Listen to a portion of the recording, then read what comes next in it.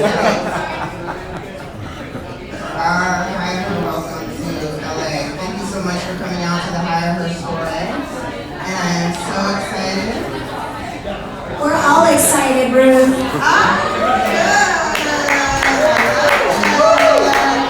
Okay, so can we have your attention for the panel? All right, let's get it started. So we're going to talk about an issue that's important, it's near and dear to all of us, because it involves how we innovate, okay? So we're going to start a discussion about the value of diversity. And in the context of that, we're also going to talk a little bit about inclusion and why it's important to all of us.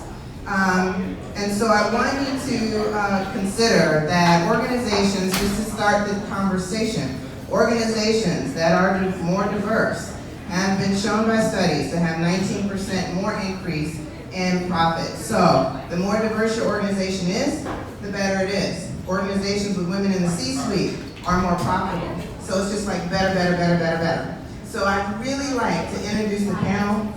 Lewis Powell is going to moderate for us. And Lou has a myriad of experience. He's an entrepreneur himself. He's an actor and producer. I know he's going to talk a little bit about himself. I hope. He's a very humble guy, but you need to know him. And Shelley, Bradford, Melissa, all have very key insights to share. So I'm going to turn it over to Lou to moderate and let them each introduce themselves. Thank you so much for being here. First thing I'd like to say, give you guys a pat on the back for being here this evening. Come on, let's give you guys a round of applause. We're going to have a good time tonight. We're going to enjoy ourselves and we're going to talk about some diversity, which is very important. My name is Louis T. Powell. I'm an actor, director, producer. Worked on a few projects. Like Ruth said, it's hard for me to talk about myself, but I'll tell you this. I just love what I do. I love entertainment. I love connecting people. I love talking to people. I love everything that deals with art, entertainment, and business. My last project was called Padlock Men, which you can check it out on Amazon Prime, about a group of secret vigilantes, secret civil rights soldiers. Did a movie called Kings with Halle Berry and Dan Craig that came out on Netflix beginning of the summer. Various television shows and producing a couple of projects in the works right now, docuseries, a couple of other things. But enough about me. I want to jump right into these beautiful people over here. Introduce yourself. Sure, Lou. I'm Shelley Andigan, and I am new to Qualcomm's Advanced Content and Gaming Group. I am located in Los Angeles, even though Qualcomm is in San Diego, and I am the Director of Game Studio Relations. So essentially, I do business development. I work with the AAA game studios to maximize or optimize their ability to increase gameplay and the fun things that you get to enjoy when you're playing games. So that's kind of what we do. Hi, my name is Bradford Bridgers. I'm communications manager for Entertainment Weekly and People in Espanol. I also do a lot of freelance stuff. I freelance for the Shure Media Group, which is owned by Yvette Noel Shore, who's Beyonce's longtime publicist, and I also co-manage the girl group June's Diary. And I've been in LA for a year and a half. Hi everyone, my name is Melissa McHale. Unlike everyone else who's doing cool things, I'm an attorney. I work at Shepherd Mullen out in Century City. I went to Harvard for law school, UC Riverside for my undergrad. So it's good to be back. So let's get started. Shelley, we have a question for you first. All right. As an experienced leader in the gaming industry, what would you say is the value of diversity in the workplace when it comes down to your job and your experience? What it's been for you and other employees or other comrades? So as Ruth mentioned, diversity and inclusion are exceedingly important in arts and technology, and I have seen it firsthand coming up in television and film direction and production, all the way into the XR space and gaming, where women, people of color, people with different abilities are not as represented. And in those groups, or in the companies where you see this, you have more of a homogeneous message and entertainment entertainment coming through. So what does that mean for us?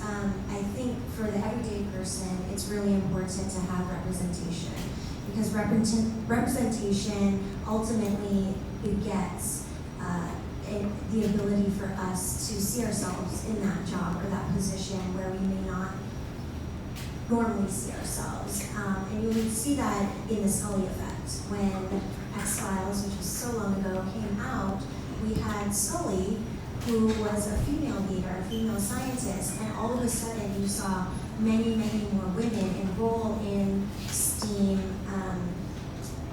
majors. So that's a big thing. Another big thing is, especially in gaming, this last year, I don't know if all of you are familiar with E3.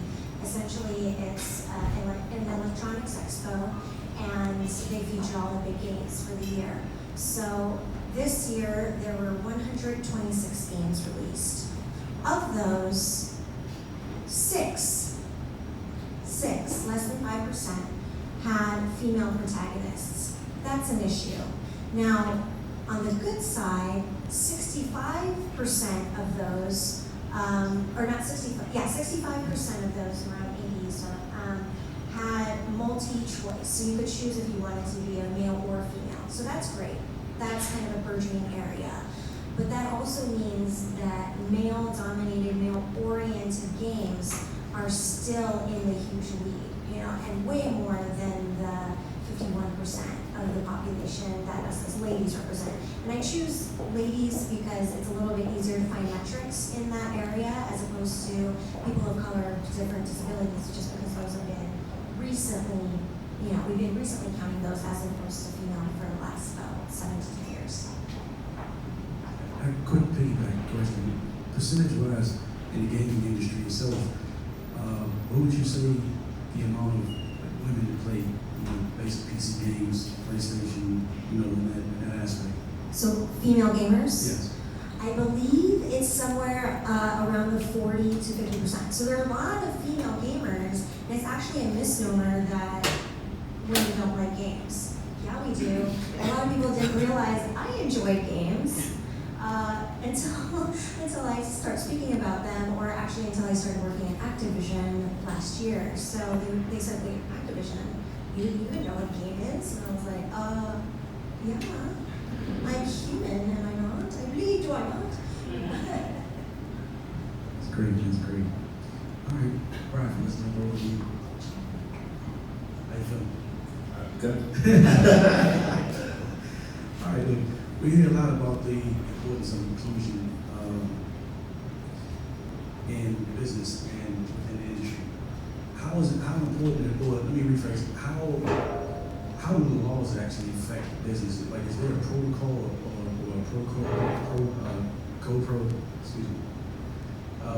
as far as like laws that are in place for diversity for people in the workplace? Yeah, I mean, I'm not a lawyer, but when you apply for jobs, you see on the job application that we're equal opportunity employers, blah blah blah.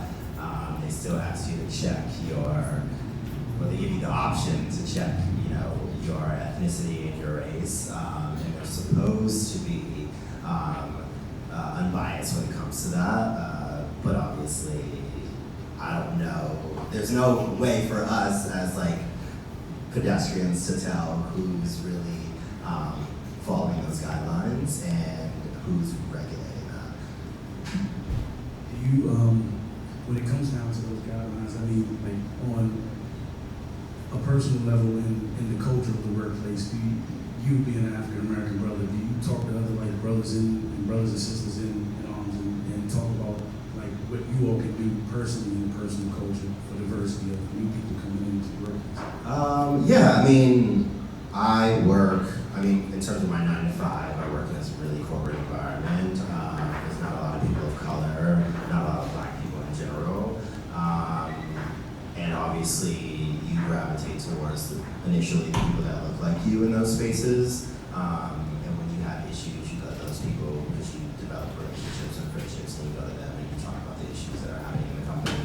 And ideally, what you can do to sort of fight back, or not fight back, but make things better. But it's also, there's only so much you can do as an employee, especially if you're more junior level. There's only so much you can do in terms of organizing and making noise. You have to have support from the top down, and that goes back to having a diverse C-suite and diverse boardroom, because if there's no one that looks like you and that comes from your background advocating for people like you at the company, then you're not going to really make that. So we're starting from the top down.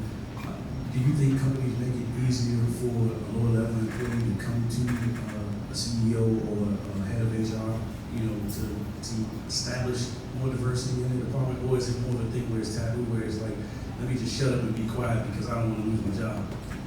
I think a lot of people have that mentality in terms of just shutting up, because at the end of the day, we all have bills to pay, we all have student loans and things like that. But you have to decide whether or not you want to make a mark on wherever you end up, and sometimes that looks like speaking out when you might not be expected to, or it might be kind of frowned upon. And maybe I'm getting away from the question, but I think that it's kind of your duty as a minority in those situations to kind of pull the people underneath you up. And I think that it is just generally hard to, regardless of your race or background, hard to advance in companies, because a lot of companies want to keep you in certain positions for X amount of years. There's that stepping stone that you're supposed to go through, but it never really looks like that. You're supposed to spend X amount of years in one position before moving on to the next position, but it never really looks like that. At the end of the day, then I feel like, in my experience, especially, the company is going to do what's in their best interest, whether that's hiring someone else instead of promoting you or things like that. So that's why you kind of always have to be looking out for what's good for you and what's good for aspects of representation and how you can be supportive in that front. Yes, I have pretty much the same question for you. You, from a legal standpoint, being a lawyer and working around corporate America, how would you look at legally from that standpoint of bringing people in the workplace in a diverse space? And on top of that, just to piggyback the question I asked him, from that diverse space of legally bringing someone in, if a lower level employee came to you with an issue, how would legally you resolve it in the space dealing with CEOs and so forth? So to start, we all know that there are laws that protect against discrimination in the workplace. The 5th and 14th Amendment, other laws that prohibit against discrimination for disabilities or age, race, religion, you name it. But the issue is that there are no laws in place towards inclusivity and bringing in more people of color into the workplace. And that's an issue that many different fields are trying to attack. And for example, in the legal field, we now clients are demanding that their attorneys are people of color and have diverse backgrounds, and so now in the legal field there's something called the Mansfield certification, which requires law firms for higher ranking positions, 30% of interviewees must be women or people of color. And so there are initiatives like that are helping increase diversity in the workplace. At my firm, for example, sort of on the point you were making, on the partnership field, we have over 800 attorneys. 14% of the partners are people of color, 20% are women. On the associate level, the numbers are a little bit better. There are 35% for people of color and 45% for women. But the question then becomes, well, what about retention? What kind of policies are in place to make it easier for women to stay in the firm long term? And so these are questions that we're tackling now. We have diversity groups, women's groups, and so this is where it's starting. I mean, this is all sort of trendy right now, so we're yet to see where we're heading. But in terms of whether we're receptive to complaints. I mean, I'm a first year, so no one's coming to me with issues, but if I had an issue, I'd probably think twice before I brought it up. As a woman of color, I was shocked when I came in. My office in Century City, I'm the only person of color in my practice group, which is corporate litigation. And within my group, there isn't a single woman partner. So it's shocking. So I would think twice before I had a complaint. And to a certain extent, that's discouraging when I'm sitting in a conference room and I'm with 3 other white men. But also to another extent, it's a privilege because I've sort of paved that path for people who look like me and normalized my face and the diversity that I'm bringing to this firm. So I think that answers the question. Do you think companies nowadays, if they're moving in the direction of creating, like, let's say, a diversity department within, corporate culture, from your standpoint, even it's actually pretty cool to see, you just starting out, you said you're an associate now. So as an associate being new, have you seen anything in place that you've seen from a broad spectrum to piggyback what he said from the top up? Is saying that, you know what, I want you to be able to feel comfortable walking in my office and say, look, exactly what you just told this audience. I'm a woman and I'm sitting here with 3 white gentlemen. And I definitely understand it's a privilege here from your standpoint, your vantage point of looking at it, it's a privilege of you being here. At the same time, you actually are supposed to be there. It's not a privilege at all. Do you see the corporate culture kind of moving in that direction where you feel a little bit easier than, let's say someone from 5 or 10 years ago? I definitely think so. I think people, at least they're saying that they're more receptive, that they want change, they want more diversity. And because they're saying that, certain policies are in place, certain working groups are being implemented. I personally believe in the power of voice, and so I've taken the time out of my billable schedule to join these groups, to have a voice. I don't know yet if my voice is being heard. I guess I'll find out in the coming years, but from what I hear, because I am also new to the workforce, I'm hopeful that there's change coming. And as a first year, I'm interviewing the next class of associates that we're going to have for our next summer program. And by virtue of that, I have a voice. I have a voice of the person that I'm interviewing. And I mean, there are certain laws in place and taking certain characteristics into consideration, but I'm aware of it, and I think that's important. This is for everyone. Feel free to jump in. Does anyone have any stories of diversity, or lack of diversity that they ran into, even, before they started their prior jobs, or even just in the transition, from college to the position you're in now? I have a real fun one. This is when I was interviewing, when I just started in industry. I was maybe a couple years in, 2 years in. And I was going around and interviewing, and I got a phone call from, the recruiter and said, hey, we just wanted to let you know we filled the position. Thank you so much for applying. But boss man, we call him, the boss man just wanted you to know that he just thought you were adorable. And yeah. And I just kind of paused and I said, what? How is that going to pay my bills? I was like, thank you so much for your thoughts, but I got to feed myself. So that obviously was not the place for me. But that was one of many instances where, my age and, my gender and probably other things about the way I looked did not fit with their culture, as it were. And so that was really a really big challenge for me, and has continued to actually be a challenge for me in this industry. So I do certain things, or I carry myself a certain way in order to combat that.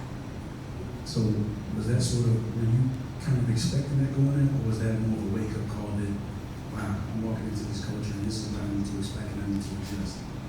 Well, I already knew there was this culture of the boys club. That was, not anything new new to me at that point because, like I said, I've been in the industry for a couple years at this point, and I could see it and I experienced it in other ways.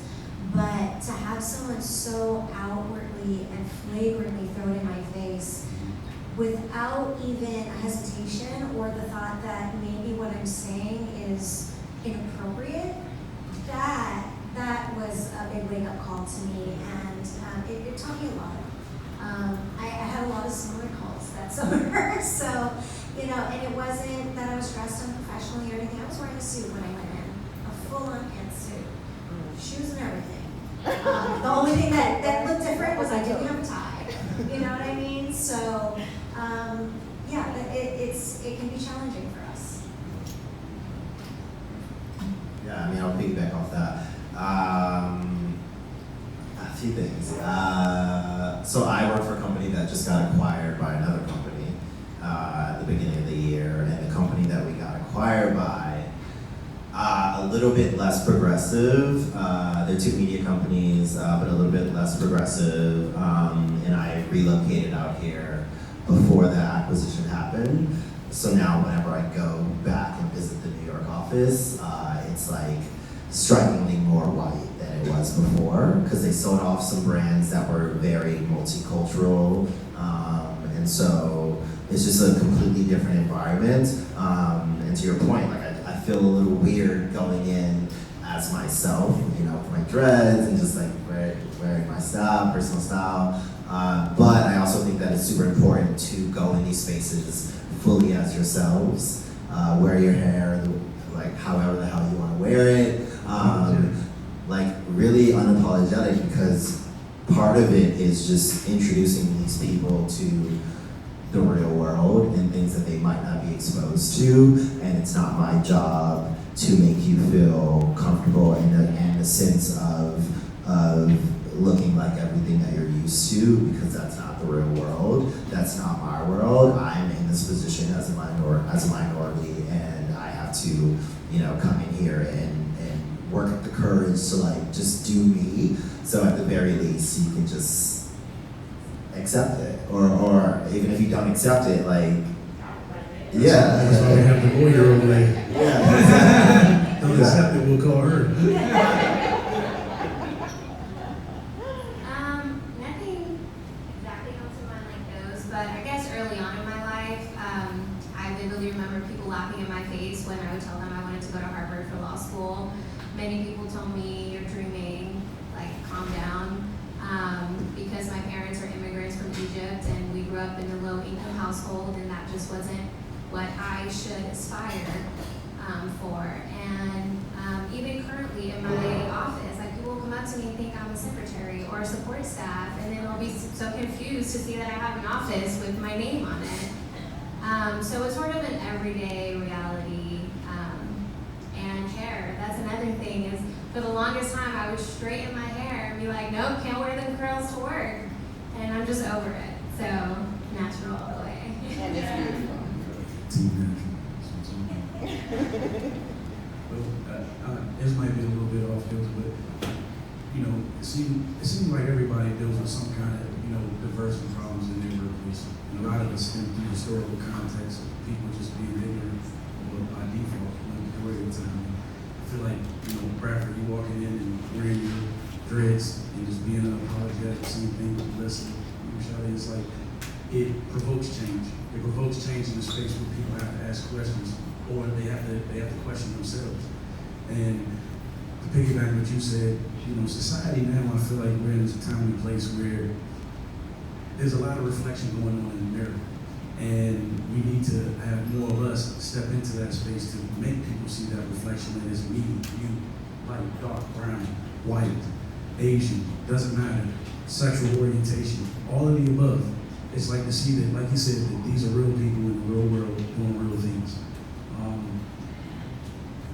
Piggyback, from everything we just talked about, what would you guys say might be a solution or something that can combat, that we can walk in and all of us can take part in, that they can do it collectively and say, if I was to do this today, this might change something for my grandkids or my kids or anyone's children 10, 15 years from now, that we can set a pace There's no right or wrong answer. We die wrong. So I very firmly believe in the quote, "Be the change that you wish to see in the world." And so if you don't see what you want to see, you be it. You go out there and make it happen. And the way that I started doing that was bits and pieces. I started joining a lot of groups, professional groups that were more focused on these underrepresented areas, whether it's gender or cultural. And then from there, this whole conversation of mantles came up. Why do we see all these white mantles, right? That can be really discouraging and frustrating because there are so many more people who have so much more to say and share with us. And I just think it's really unfair that only a certain group of people get to say their piece. So I would start calling that out. And a very wise leader in our community actually said to me one day, you know, Shelley, something that might be more useful is actually speaking to the people who are in charge of creating those panels. And so I did. I started finding out who's the organizer of this group, who organized this event, how did you come up with these candidates, how did you choose them? And I offered my network to them. And I said, if you cannot find someone who knows what they're talking about of any of these groups, feel free to reach out. I will share it with my entire network. And you better be sure you will hear from them, you know. But the other thing is I started stepping up and applying for roles to speak and just going out there and being the representation. Because I do fall into multiple categories, not just one. And that was a challenge for myself. I'm like, yeah, I see you, but you don't represent all the things that I struggle with. And so I started going out there, and I think as women, especially, we have this preconceived notion that when you're good enough, someone will ask you. That's not how it works. Not in this day and age. You have to go for it. Start applying. I applied to speak in Wonder Women Tech this year after a bunch of friends of mine all went last year and said, you know what, let's be on the stage next year. So I applied. And guess who's speaking this year at Wonder Women Tech? That's right.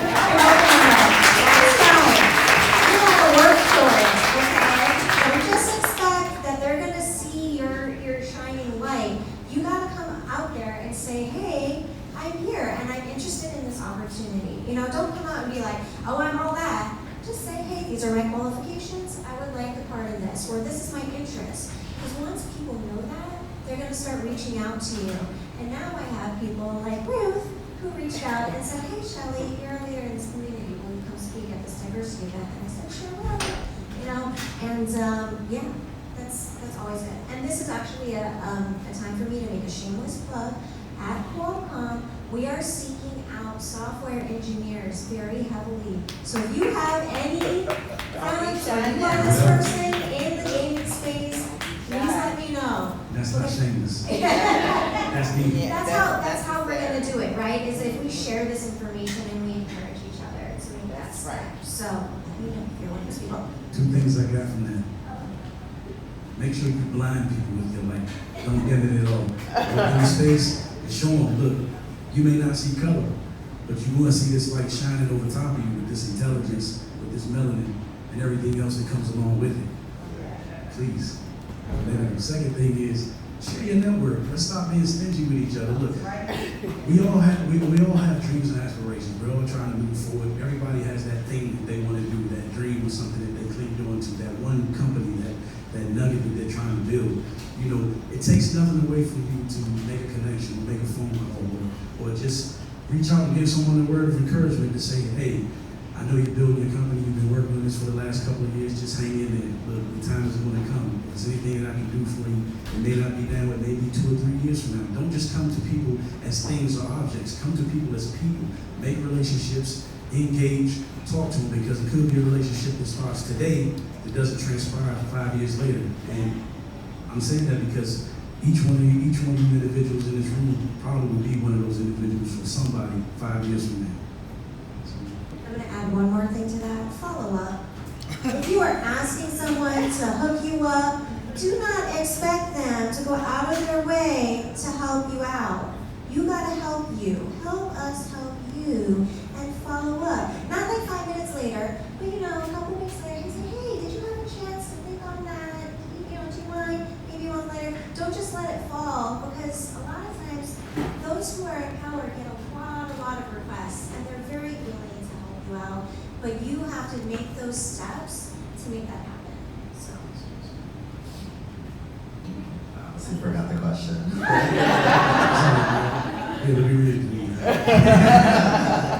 Ways to combat. Oh yeah, okay. I mean, you said a lot of it, but I mean, I'm just a big advocate for like going in and like, I think you said it earlier, like kind of feeling the fear and just like doing it anyway, which is, I know, such a cliche, but like me walking into a room and I'm the only like black person, I'm the only queer person, like I have that like pause and then I'm like, all right, time to shake shit up, and it's just not being afraid to kind of present your ideas, like bring in your background, your network.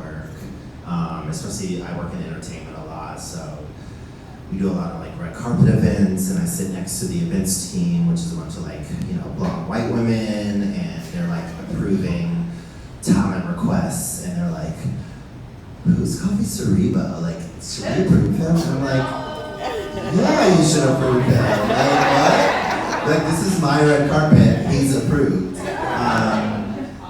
Yeah, so exactly. So it's just like, kind of using your leverage when you can, and to bring other people in the space for you. And I don't even know if I'm answering the question, but I'm just gonna continue. Just bringing other people into your space and being an advocate for people like you, and just not being afraid to like show up. Like I think about concepts of professionalism often, and like historically who those concepts are meant to serve. Like what's professional in terms of your hair, what's professional in terms of like what you're wearing, or in terms of like how you speak, your vernacular, and like all that. And I think it's time for a lot of that to change. There's more than one way to look professional. There's more than one way to talk professional. There's more than one way to just like be a professional. And I think that as long as you're intelligent and that shows, and you're getting your point across and you're getting your work done, like it doesn't matter. Like I work in a corporate environment that's very chill in terms of like dress code, but people still come in. People still do their own thing, but I come in and I'm in like my, I don't know, what I have on now, and it's like considered like streetwear, like urban wear, and sometimes I'm like, oh, like should I dress up a little bit? I'm going into a meeting. And then I put on a blazer and everyone else is in there in t-shirts, and I'm like, see, that's how you should just wear whatever the hell you wanted to wear. So I don't know if I answered the question. I have something very similar, but I want to start with, I think the worst thing you can do for yourself is put a box around what you could potentially achieve. I think we need to reach high and go to places where we're not expected to go, so we can normalize that aspect of diversity. Especially in the legal field, the impact of law is so significant on our everyday lives. And the people who write, interpret, enforce the law do not look like us. So until we make it there, change will be very slow. So I think we need to reach high, make it, and then remember others who we need to help to bring up with us. Very important, reaching back. Because I always tell people, one of the things I look at when I look at business is being an entrepreneur from that space is investing. And people invest in people's networks. They invest in ideas. You can have like a black person and a white person, or two different variations. And historically, because of the context, this person, Caucasian, they had a lot more people in this network because of the slavery. When you look at like how many people might have owned Chipotle's now that had managers in the baseball league in 1950, but their family members have had trickle down economics and money and finances because of that. They might have had extra accountants, lawyers, doctors, they've always look at it from the standpoint when I look at investing into people. When it comes down to having diversity and inclusion, you can't look at only what a person's network is, because it will never add up in business. If you only go by what's on the bottom of the balance sheet, it will never look right to you. Two people have the same exact idea. When it does come down, it becomes a moral responsibility of being a person that wants to have inclusion and that wants to grow opportunities for women, men, in a complete diverse direction for society to move forward. So when I look at companies like Ruth Hill, starting companies like Hire to bring people in a space where various different backgrounds, various different skill levels that can incorporate and come through one channel to show corporate America that look at people up on the panel. Look at all the people that are here today to talk about inclusion, that are intelligent, smart, that want to build and grow. We need people to start companies like this. And I'm a big advocate for, you go get your training around in corporate America if you need to, but always go out and start your own. Because when you start your own through ownership starts your own trickle down economics for future generations. So that would be my thing when I go into change and look at it from a place to be able to build diversity. It's through ownership, because through ownership, who has power, you're the boss of it. So I would commit anyone here to be your own boss and create that trickle down economics through your descendants. Ruth, come on up.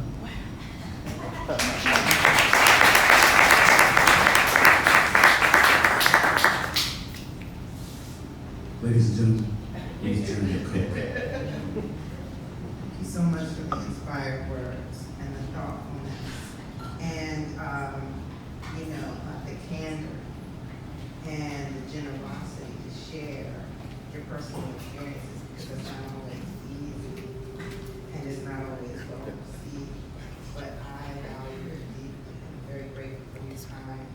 I'm very grateful for the things you shared today, and I appreciate it so much. I have one question for the attorney, because I want to make sure that everyone understands the question of bias. What is it? What is bias? What is this thing? Unconscious. What is this thing? Bias. What is this implicit bias? What is bias? So at the surface, bias, I would say, is a complex set of emotions that manifest in the way that we perceive, reason, and remember certain events, and informs the way we make decisions. There are two types: the conscious bias, which it's pretty much a set of beliefs that we're aware of. We're aware of how we feel about certain groups of people. The unconscious bias is often the bias we're talking about when we're talking about bias. And that's sort of the implicit beliefs that we have that are sort of ingrained in us and lead to errors in the way that we perceive, reason, and remember certain events. They're often informed by our upbringing, our experiences, the media, and essentially they're characteristics that we are aware of that we attribute to certain people. So very often people will come up to me and speak to me in Spanish, and it's because of the tone of my skin and my curly hair. But I don't speak Spanish. I should, but I speak Arabic. I'm Egyptian. And so, yeah, I mean, it's important to know and be aware of what our biases are. I think no matter who we are, we have them. So the first step is to become aware of it. When you think of a doctor or CEO, who comes to mind? Is it a male? And when you think of a nurse and a teacher, is it a female? And why is that? So there's sort of boundaries that we sort of set up for our expectations when we meet certain people. Listen, thank you so much for sharing that. I'm biased about all the things that we're going to go out and create and do together. All right. I have a bias that I can do anything I put my mind to, and I think you can too. And so what I would like to say, just in closing, thank you. So Hire Her is about diversity as a service. It's about creating opportunities for those who are traditionally underrepresented in innovative industries, including the arts. And so I hope that you take the conversation today a little bit further in dialogue with one another. Robbie, what are we doing? Are we going to have some more drinks and cocktails or food and mingling? I encourage you to come and talk to your presenters, because these are real leaders in their fields, and I'm honored to have you